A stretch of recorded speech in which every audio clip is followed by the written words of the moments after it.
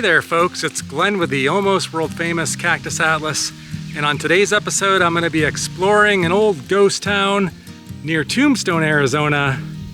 This town is named Gleeson, Arizona. Well folks, we finally made it here to Gleeson, Arizona, one of Arizona's fine ghost towns. And I'm I guess maybe we'll say I'm in downtown, I don't know. The town is spread out on the other side of the road. Probably the La Pièce de Résistance, as I would say, a famous jail is right over there. And I'm gonna save that for last. A lot of you already know what I'm talking about. But basically, I'm standing here in a town that once was a probably pretty popular town with, I'm gonna guess, a few thousand people maybe at its height. But I'm at a little bit of a disadvantage on this one, unfortunately. Usually I'll go to Wikipedia to get some basic facts about a place and save the site as a PDF to my phone. So when I get to a location, I have some basic facts, dates.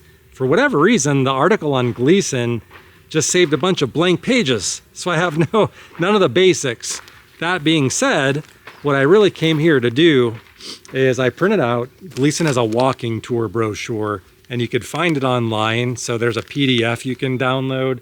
I actually printed that out, and it gives information about each building, like the first one we're gonna see. But the basics of the town, the origin date, and a few other small facts, I'm gonna have to fudge a little bit, but I'll be pretty close, I think. If you look all up in the hills around here, you see piles of waste rocks or tailings from mining out here, even head frames off in the distance. Now I can't tell you if those are old operations that date back to Gleeson's prime or since then, or ongoing things. Probably a mix of all of it, I had to guess. But I wanted to point out that this has definitely a rich mining history. Now here's where I'm gonna have to fudge a little bit, but I think I'm gonna be pretty close. I wanna say the town has roots back to the very late 1800s.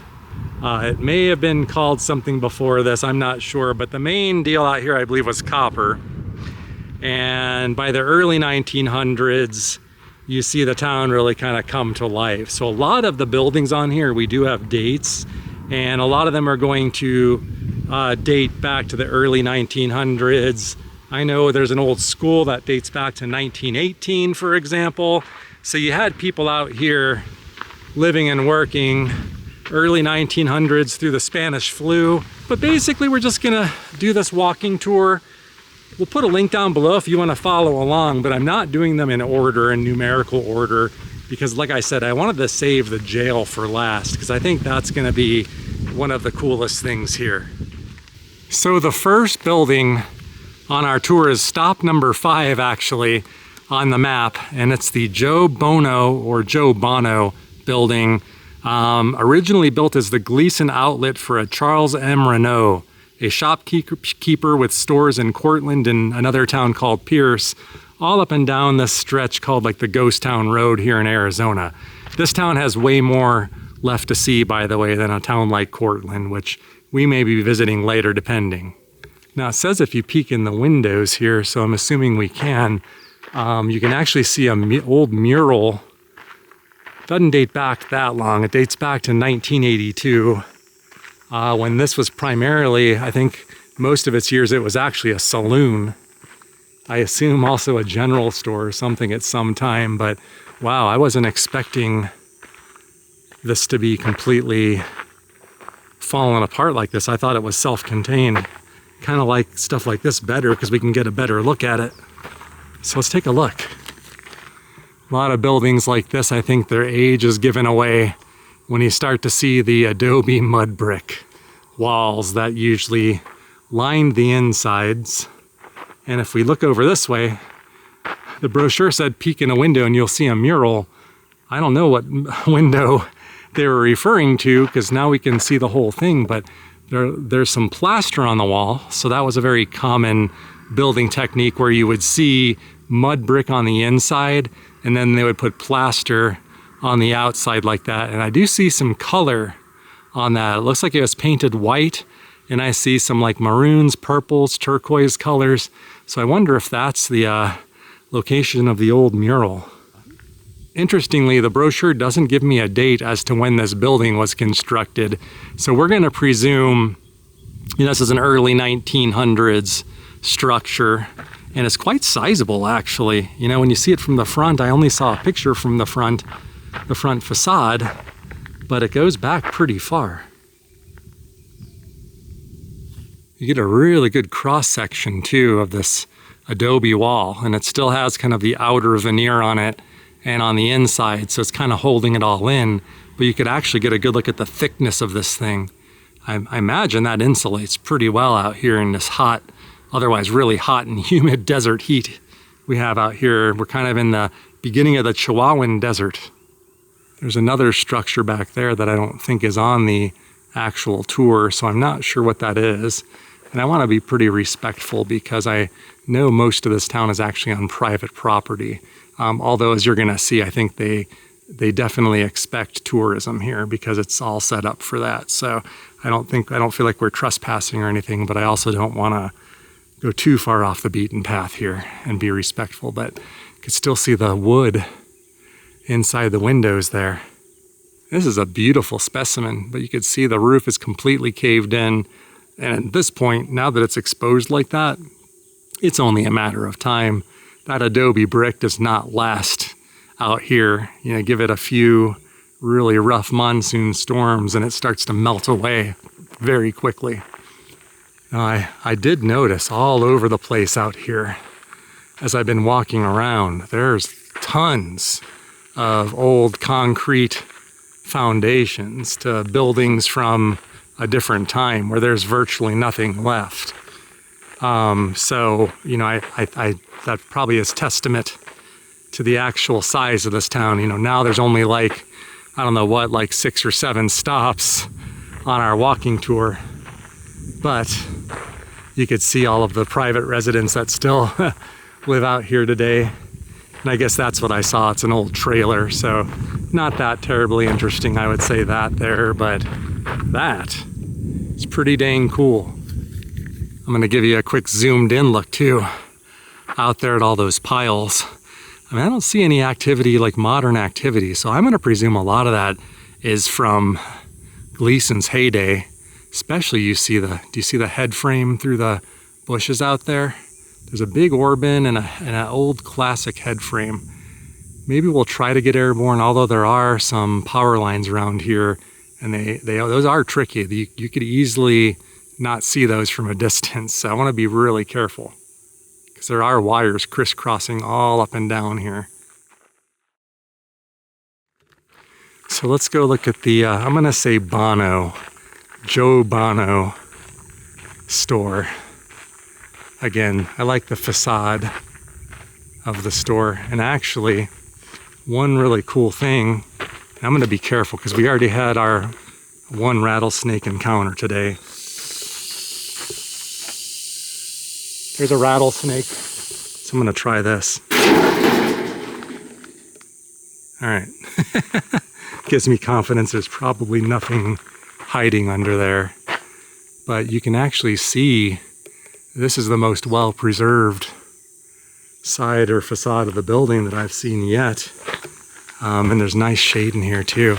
I was gonna say here, yeah, we can peek in the window now, right? Well, not really. But yeah, like if you didn't see, when I pulled up, I couldn't see the gaping hole in the side. I just saw the facade, so I thought it was all self-contained, but no can do. And we'll get one more look at the facade. I like buildings like this that are actually in severe disrepair and falling. And catching them in this state. I don't know why. There's just something about it. But I know, looking at a picture, you can actually still see the letters up there. It said Joe Bono, and when I walked down here earlier, I didn't see it, but you could see the imprint of it. Let me zoom in. You clearly see J-O-E and B-O, and then I can't see the N-O because the shadows are creating like too much contrast. But sure enough, just like the picture in the brochure, except not as well pronounced now. It's very much faded with time, but it would have said Joe Bono up there, Joe Bonos. And many people probably got drunk here too, because like I said in the brochure, I think this probably was a general store of some sort, but it also served as a saloon throughout much of its run. So think of all those hard-working miners out there needing to cool off and quench their thirst after a hard day of work. That would have all happened here. All right, I think I already saw another stop. Once again, we're going out of order intentionally. But down this way is something that I'm going to be careful about here, because I'm going to tell you what the brochure says and what the internet says, but then I'm going to share my skepticism with stories like this. And then you guys can decide, or you can help point me to some actual evidence to back some stuff up. So the next subject that we're going to explore is actually a tree. One of many trees of this thing that has the same story that you hear in so many ghost towns that date back to these eras. Indeed, this is the tree known as the town's jail tree, as it's called in the walking tour. Now I'm going to enjoy the shade of this tree, but this tree had a function that I think it's feasible that it served the function that it did, but I also think that there might be some embellishment, as you'll oftentimes find with these things. So in Old West towns, we see this in Wickenburg. We see this, I saw this in Ruby, Arizona. I'm losing count now. Before towns got jails, right, you probably had drinking, you had violence, some occasional crime. So what do you do with people in those scenarios when you don't really have any way to contain them? One solution would be to find a big old tree, sometimes not so big old trees, like as I've seen, and then you basically get some wire like this. You wrap it around the tree and then you shackle people to it. So that way they are basically contained. It's basically a jail, a very primitive form of jail. And that's what you're looking at here. As you'll learn in a couple minutes, right over there, they did build a permanent jail, I think around 1910. So if this was in use, we're probably talking the late 1800s, right around the turn of the century, until they built the physical thing there. But here's where I start to have an issue. I don't have an issue with surmising that this is a jail tree, although I have not seen any physical items of provenance, like a newspaper article, a letter, a diary entry, or anything like that to back it up. Really just stuff like Wikipedia and this walking tour. But here's where I start to question things and get skeptical. Now, a couple things. First, the story goes they would chain guys to this tree, and they would sit out here, and they would pretty much sit around like in their own like excrement.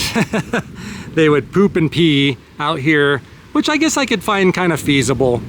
But they made it sound like these people were just sitting in this like poop midden that was just piling up, and it would only wash away during occasional monsoon rains in this wash. Couple issues I have with that.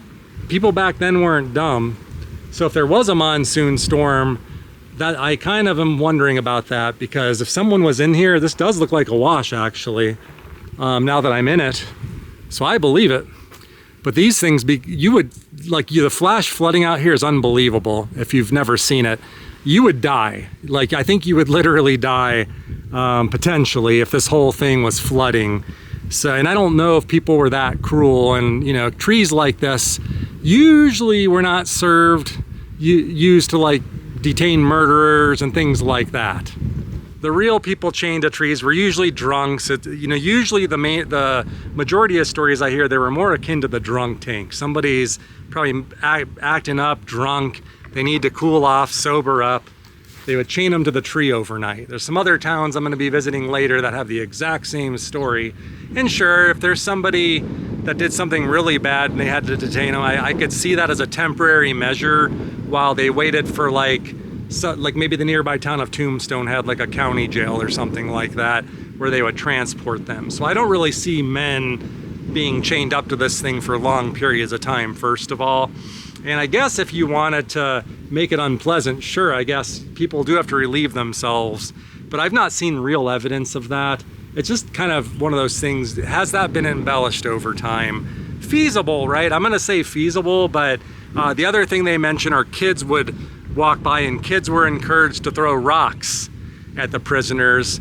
And it's stuff like that where it's like, maybe the story is simple. There was a tree, they chained drunks up to it occasionally, and then over the years, you know, your great-grandfather, to your grandfather, to your father, you know, it just starts getting added on. And now you got people like this impression of this place covered in human feces and excrement, only to wash away in these monsoon storms that would normally kill somebody if they were down here in the wash, maybe, tied with kids throwing stones at prisoners. So the one with the kids makes me wonder, because if it was drunks and people like that, I mean, if you're throwing rocks at somebody and they let them free the next day, some may not be so forgiving about that. So I don't know. But the only thing I could say is I've not seen any items of provenance, no newspaper articles, nothing that actually substantiates the details that come with the tree. And then the last thing that I questioned, and now I'm actually questioning maybe it is real, is this cable. They made it sound like the cables on the tree are the original things they would connect people to. And I'm like, yeah, right. I was like, you know, how are we to even know that? You know, this is kind of services the tourism industry. Somebody, who knows, in the 1930s or 40s or 50s even could have added something like this to it. So I don't know how we measure provenance when it comes to things like that. But then I did see this. This looks interesting. It's like the tree, you got this thing that was probably embedded in the tree, and the tree literally grew around it. You see that? So now I'm thinking maybe there is something actually to this being an original wire that they would hook people up to, because the tree actually is literally grown around it. Now, I don't know anything about these trees to know how long that would take or what's actually going on there, but it actually, I would say, increases the feasibility again of this maybe being something to this. And this one goes straight into the tree also. It's like it bores in there. I don't know how it's connected. So that's pretty fascinating. And then of course you've got these chains here. Something like this I could see maybe being a later embellishment, but who the heck really knows? Still pretty fascinating anyway. The next stop is an interesting one, but I can't figure out how to get back there. There's a barbed wire fence right off the road. The jail is way up there. You can actually kind of see it from here. But what you got here is some old adobe wall. And that is the old, what was known as the Shannon Hospital or the Gleeson Hospital. So this one does have some dates associated with it. It would have been built to service the miners and miners' families, like injuries, things like that, in 1913. So this one does go pretty far back. You can actually still see some wood in the windows. There's quite a bit of adobe wall left over there. It's quite neat looking. I wish we could actually go in there and explore, but I am going to assume that, you know, you got the barbed wire fence, it's private property, so I'm not gonna attempt doing something to upset somebody. But it is neat because you can kind of see the backdrop of the mining industry in the background, the big piles of tailings, and you could think that somebody working back there injured themselves and was treated in this hospital at some point. Now, with the help of our little drone friend, we can kind of get a little bit better of a view of this thing than I can from standing over here. But I did want to make mention, as the brochure does, that this thing was in service during the years of the Spanish flu around like 1918. And there were people that were being treated here for Spanish flu that actually died in this building. So it's kind of sad to hear, but you know, that it's part of history now. You know, you hear about the flu pandemic in 1918, and you know, throughout my travels to Arizona mining towns, this is starting to become a pretty similar story, and it really kind of adds reality to hearing about that flu back then. It was a really serious deal. And it sounds like this thing was in operation all the way through something like the 1930s, so it did see some service for sure. So I imagine mostly miners or people in miners' families getting injured either on the job or at play or hanging out in this area. So very cool. You know, I was gonna save this for the end. The jail is the final thing. There's still some cool things to see, but we're right here, so I figured let's take a look now while we have the place to ourselves. So here is the historic Gleeson jail, and you can actually see the date clearly when it was built, 1910. So once again, going back to the jail tree, prior to 1910, we're going to assume the tree was the solution out here. Actually, I almost forgot, as the sign says here, there was actually a temporary wooden jail which was once nearby to this location. And so there would have been like an interim solution between the jail tree, I guess, and this thing. So my guess is the jail tree's use would have been in the earliest days of this town. Now you're not seeing it in its original form anymore, because my understanding is this big opening here where you see like the entrance to that, what says sheriff back there, would have been a solid wall with a door back in the day. And then it was opened up like this at a later time. I want to say, according to this, I want to say this was used as a private residence later. And during the Prohibition years, this was actually used, I think, to store stolen, or not stolen, but seized liquor. So they would have kept it in safekeeping here, I guess. And then, you know, the locals would have drank it. Come on. The walking pamphlet mentions that they said there were records of people that had stayed here, and there was anywhere from about 2 to 8 people shacked up in here at a given time. And most of the charges were things like drunkenness. We talked about that with the jail tree, a very common issue back then, and assault, which I wouldn't be surprised if assault was tied to heavy drinking. But those types of crimes, I kind of picture like a rowdy, younger, testosterone-fueled, just like today, group of, you know, thirsty miners getting a little bit wasted and then getting into fights, doing, you know, things that people do when they drink a lot and have a hard life, and end up coming here, which I bet wouldn't have been too bad on a hot summer. This might have been kind of a nice place to actually spend a night or two. And like a lot of things out here, I saw in the pamphlet, it was around the 1930s, I think, when this thing, you know, I think things had fizzled out here well into that point. And we saw the same thing with the mention of the hospital not really seeing service after that. Same with the jail. It sounds like it started to really fall into disrepair around the 1930s. So, you know, think about that, like around the 1930s when this thing was actually transforming into an actual ghost town that we're visiting today, and there's still stuff here to look at from way back then.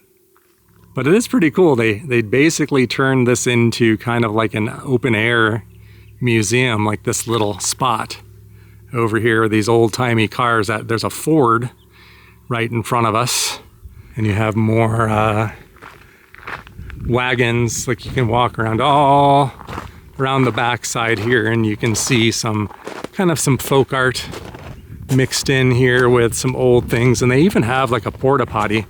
So it's a nice touch. So I say kudos. You know, I presume the caretakers that have mentioned are living there in that trailer, but I do want to say kudos to them, to whoever, I should say, is keeping this up and doing this. I mean, the world needs more people like that.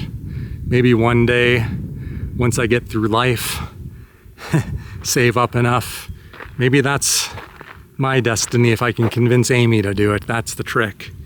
I wouldn't mind moving to a place like this and being the caretaker over an old historic property like that, even if there's just one building left. I love old wagons like this. I wish Part of me wishes that, like, I have a dream of having like a, garden in my backyard with desert landscaping, and I wanted to get a collection of ore carts. Maybe one ore cart is fine. And something like this. Like this definitely, to me, has the look of an authentic old wagon. You can see how they had their little shock absorbers up there on the seat to make it nice and bouncy. So I was about to drive away, but I realized one of the stops on the tour is actually right down over here on this side, past the jail, basically. We're gonna walk down this road here, and you can see, I take it whenever it's probably better weather and not so dang hot, they might entertain people out here, I take it. You can actually see the ruins of a concrete foundation back there with 2 columns in the front. And that is an old school. A large school, it said, that would have had a really large arched entryway back in the day. But I don't know if I want to bushwhack out there right now. I don't know if there's a clear path to get to it. We're going to admire it from over here, but that is really cool.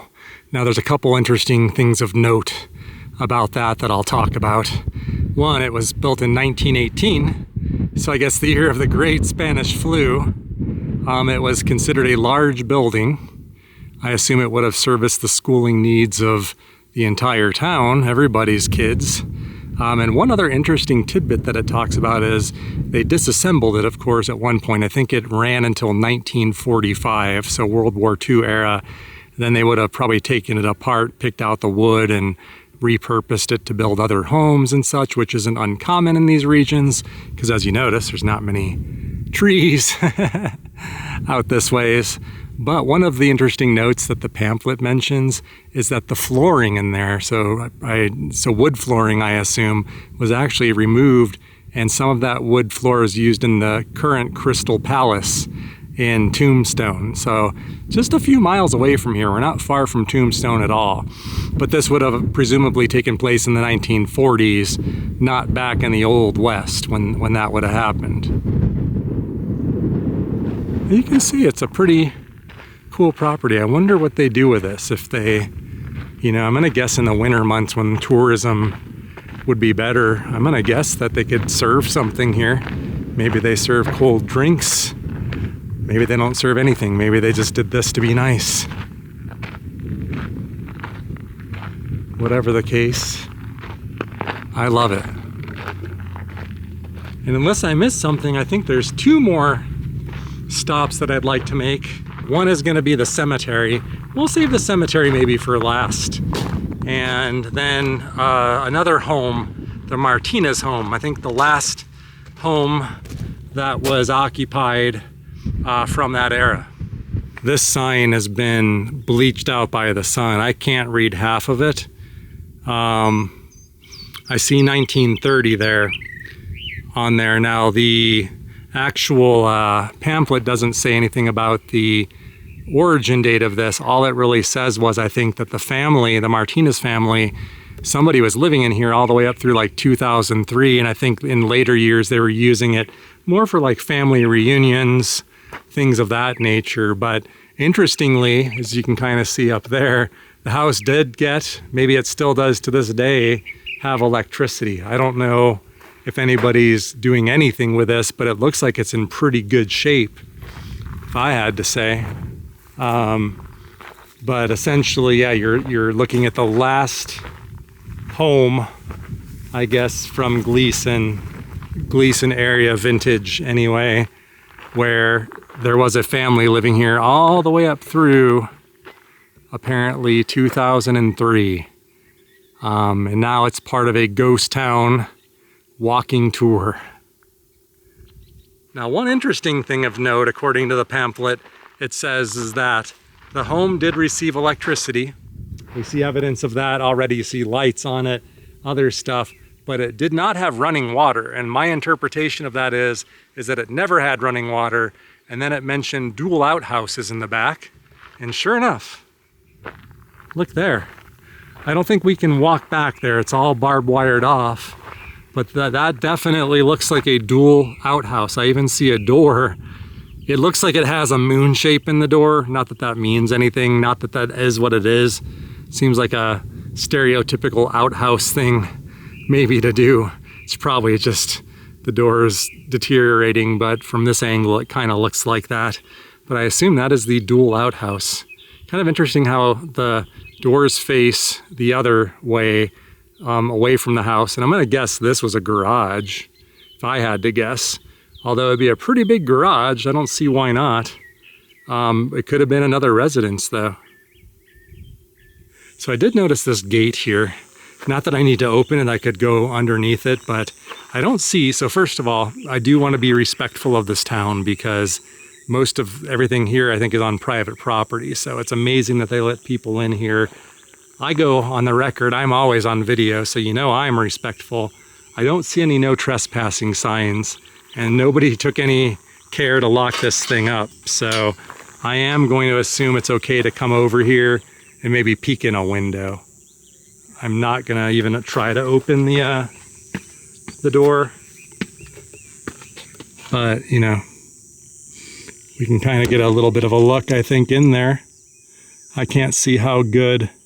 There's like a toilet in there, or like a portable toilet, but I see a ceiling fan and there's a telephone on the ground, but with the reflection here, it's really hard to, I can't see very well in there, so hopefully the camera is picking up most of the detail I'm calling out, but really not much of interest, just bare walls, white walls, no flooring at this point, just a concrete foundation, and some random stuff in there that somebody left.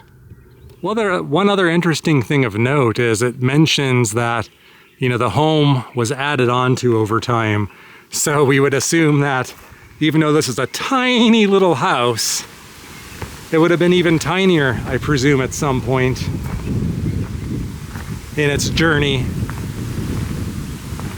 I guess, you know, when you see it from around the back, I could actually see how there might be like an addition back there, maybe like, you know, something, but nothing major. But yeah, just a tiny little house. I presume the Martinez family were a mining family, like if you go back far enough, if I had to guess. But really neat.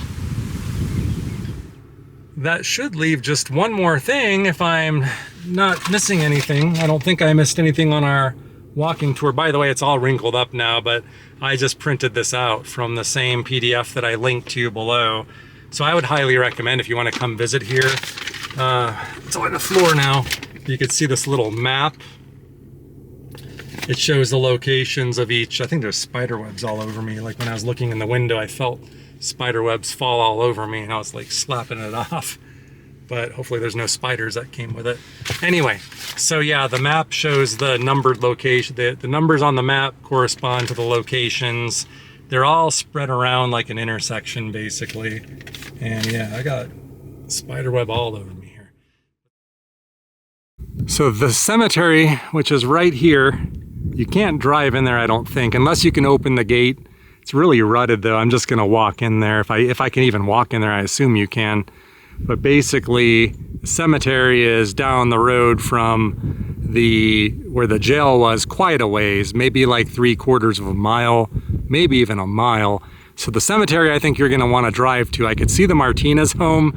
If you see a little yellow looking roof, like a little gable over there, that's the Martinez home, which is still a pretty good walk away. So I would say drive over here and you can park kind of like I did. You could see there's plenty of room to park. Now the question is, can we get in here? I'm gonna assume yes. I'm gonna assume you could technically drive in here too and just open the gate, but I mean, everything's right there. So it seems kind of silly. But I love old graveyards, or cemeteries, I should say. I say graveyard and cemetery interchangeably, but I think the proper term is cemetery here. But here's some history. So you could see the town of Gleeson was named after John Gleeson, who was a miner, and the town opened in post office in 1900, but before it was Gleeson, it was named Turquoise, all the way back to 1870.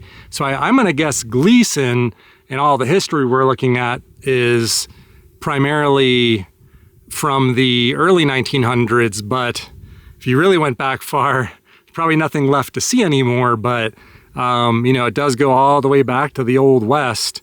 But like I said, I'm guessing the main mining operation was more of a, right around the turn of the century.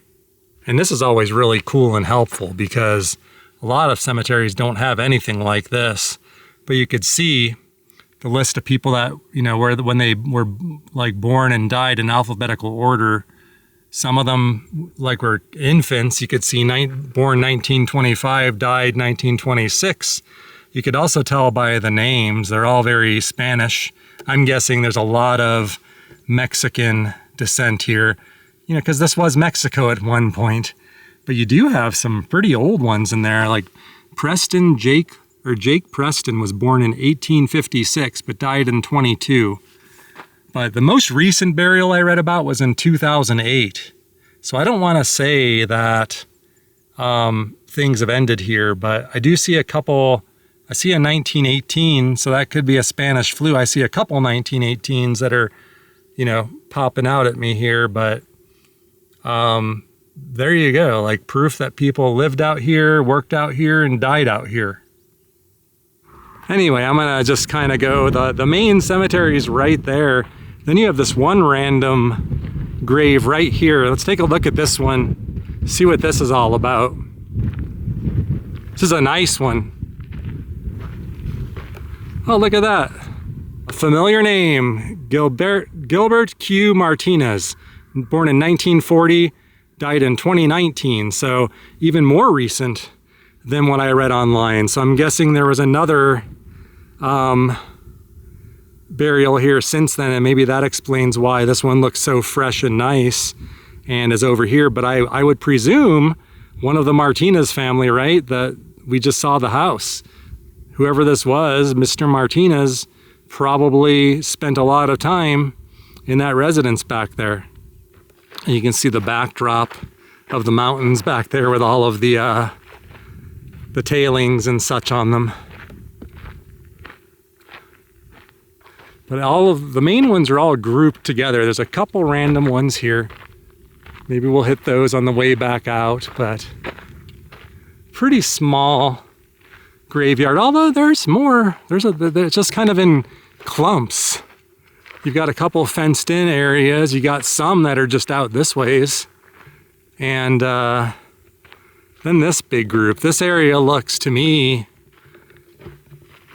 that it has family roots that still exist today because people are coming out here, putting beautiful flowers out. I'm gonna guess, are these more of the Martinez family? Because they really seem to have one of the biggest presences out here, but we'll take a look. No Martinez. This is Beatrice Fimbris, or Fimbers. I don't know how you pronounce that. Edward Soria, or Sorilla. Guadalupe Sorilla, or Soria. I never know, I'm gonna guess Soria is the correct pronunciation, but you never know how people pronounce things. So, but look at this. Whoever this was well loved. It's another Martinez grave. You got two Martinez's buried in here, I think. Let me guess, probably a husband and wife. There's a picture there too. It's Arthur Martinez, you could see, it's a more modern gravestone. Died in 2004, excuse me. So you could, it's really neat to see a face. And there's another Martinez up there. Part of the name is blocked, that died in 1999. Let's see what that says. Maria Q. Martinez. So I presume all of these are the same family. That would make the most sense to me, although it is a very common name. And then you've got Virginia Quiroz, Pedro Martinez. This one's a little bit older, died in 1943. You gotta wonder if any of these people served in World War II. I was thinking we'd see a lot of like 1918s. There's a couple cemeteries I know that did, but I think I did find a 1918, and it's another Martinez. I take that back, born in 1918, I think. So I'm just wondering, you know, are there any Spanish flu victims, the ones that died in the hospital, were they by chance buried out here? I'd say very good chance. We did see a couple 2018 deaths on the thing over there. And then coming back out this way, some of these kind of look like they got more age, because there's quite a few back here that have no headstones now. We could go back and see if on the map these are even known. But right here, there's no names, but you could see clearly there are people buried right here beneath my feet. Well, not directly beneath my feet, but right in front of us. And a few other ones. There's a small one, so maybe a child. Anyway, I just wanted to come up here. I like to come see this. I like seeing the old dates on markers to really make it real. You know, seeing a building is one thing, but seeing actual names of real people, seeing Mr. Martinez's picture, the one that was born in 1936. You know, he probably knew this town, you know, kind of during its decline, was a little kid, but I bet there was a heck of a lot more to see and explore back then than there is now. These look like they're older and in a state of disrepair now. You oftentimes see this where graves are sunken in like that at old cemeteries. I see that a lot. And you know, sometimes things are just kind of left to go with time, and maybe these are those that don't have family anymore that can make it out here to keep the graves up. But I think I read, and I don't want to be morbid, but I think when you see collapsed ground on graves like that, isn't that because, you know, you have probably a casket or a coffin, the person's buried, they decay, the thing they're buried in decays, so then it creates empty space. So the ground basically will sink in over time, is my understanding of why that happens. So not trying to be morbid, but that's a very common thing I see at cemeteries like this, especially the ones that have the concrete tops like that. I'm guessing the weight of them contribute to the sinking over time. Now here's an older one. This guy was 98 years old, Eugene Yoakum. He died in 1974, the year I was born, but was born in 1876. It's too bad, Eugene, that our paths didn't cross, because I'd have so many. I would want to sit and listen to your stories for hours, I'm sure. Even if you think it would be mundane, hearing about your life maybe when you were a 10-year-old in 1886. I wonder where you lived. Did you spend time in Tombstone? Did you know about Wyatt Earp and the shootout at the OK Corral as a child? It's very possible. There were a couple other like really broken wooden structures with old roofs that we drove past right before the cemetery that looked like they were from the era, but they were definitely on private property with like modern homes. So I could tell they're off limits and they probably don't want people going there. But so there was a little bit more, it looks like, of history than the walking guide shows, but we essentially, I think, covered it all.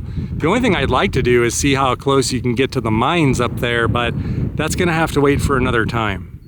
So I think I'm gonna call it right here. I always wanted to come out and see Gleeson. It's one of the great ghost towns of Arizona, one of many, and I would say it's pretty fantastic. A little different than some though, the way it's kind of spread out the way it is. So, thank you for watching this video. I do wanna make a reminder that if you wanna help support or fuel the Cactus Atlas, especially fueling Slim, my truck, we do have a Buy Me a Coffee website where you can actually donate whatever amounts that you want to keep the show going. We always appreciate that very much, but of course, just watching our videos, liking them, sharing them, you know, doing all of the free YouTube stuff is amazing enough. So if you're already doing that, keep it up. But if you want to help the show out a little bit more, the Buy Me a Coffee site, link below, is there for you if interested. Not expected though. And that is it, folks. We're gonna wrap this one up. I'm gonna go see if I can check into my hotel and get into the air condition and call this one a day. I've been working all day long, all for you guys, but hope you enjoyed the tour of Gleeson, Arizona. We'll see you next week with yet another episode, doing a bunch of ghost towns in the upcoming week. So if you like this sort of thing, there should be plenty more coming your way. See you next time.